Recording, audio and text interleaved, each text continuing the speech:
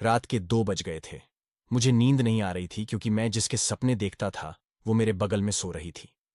मैंने थोड़ी हिम्मत करके अपना हाथ आगे बढ़ाया तो भाभी एकदम से हिलने लगी और मैंने हाथ पीछे कर लिया।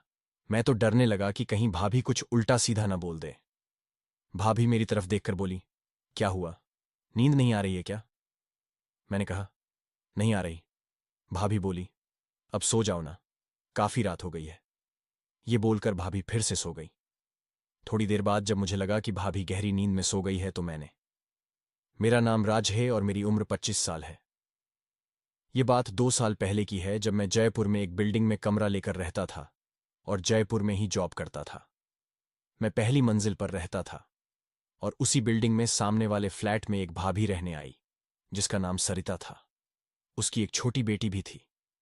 भाभी को जब पहली बार देखा तो लगा ही नहीं था कि उनकी शादी हुई होगी।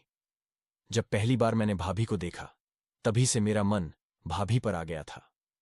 भाभी अपनी बेटी के साथ अकेली ही रहती थी और उसका पति कभी कभी महीने में एक बार आ जाया करता था। तो मैं समझ गया कि भाभी का भी वो करने का मन करता होगा। भाभी किसी हॉस्पिटल में नर्स का काम करती थी। भाभी हर सुबह हॉस्पिटल के लिए निकलती और मैं भी उसी समय अपने काम के लिए निकलता था। जब भाभी घर वापस आती तो मैं भी उसी समय घर वापस आता। कुछ दिन तक ऐसे ही चलता रहा। भाभी भी समझ गई थी कि मैं उन्हें छुप छुप कर देखता रहता हूं। ऐसे ही 2 महीने बीत गए। गर्मियों के दिन आ गए। भाभी ने उसकी छोटी बच्ची को अपने नाना नानी के पास भेज दिया। अब भाभी घर पर बिल्कुल अकेली थी। एक दिन मैं ऑफिस से वापस घर आया तो वह गेट पर खड़ी थी। तो उन्होंने मुझे आवाज लगाई और कहा, सुनो, वो क्या है ना, मेरा फोन नहीं चल रहा है, क्या आप एक बार देख लोगे? मैं तो पहले से ही भाभी को मिलने का मौका ढूंढ रहा था। मेरी पहले भी भाभी से कई बार बात हुई थी पर हमेशा उनके साथ कोई ना कोई होता था। मैंने कहा, भाभी मैं कपड़े बदल कर आता हूं, फिर आराम से देखूंगा। मैं अपने रूम पर आ गया। मैंने कपड़े बदले, फ्रेश हुआ और भाभी के रूम पर चला गया। मैंने जाकर घंटी बजाई तो भाभी ने दरवाजा खोला। मैं अंदर जाकर सोफे पर बैठ गया और उसके मोबाइल को ठीक करने लगा। थोड़ी देर में मैंने उसके फोन को सही कर दिया। तभी भाभी मेरे लिए कुछ खाने पीने को ले आई। बस फिर क्या था, मैं चाय पीता रहा और भाभी को देखता रहा। थोड़ी देर बैठकर हमने यहां वहां की बातें की। मैंने भाभी से उसका नंबर भी ले लिया, यह कहकर कि किसी चीज की जरूरत हो तो मुझे फोन कर दे। और फिर मैं अपने घर वापस आ गया।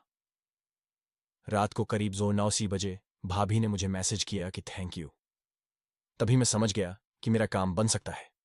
फिर हम दोनों एक दूसरे से बातें करने लगे। वो भी अकेली थी और मैं भी।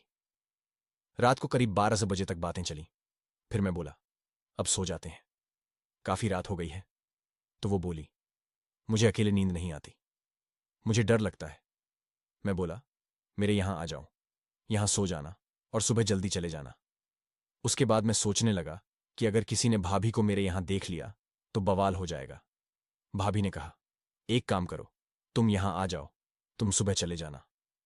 मैंने थोड़ी देर सोचने के बाद बोला, ठीक है, दरवाजा खोलो, मैं आपके यहां आ जाता हूं। उसके बाद मैं वहां चला गया। भाभी के घर में सिर्फ एक ही बेड था क्योंकि वो अकेले ही रहती थी।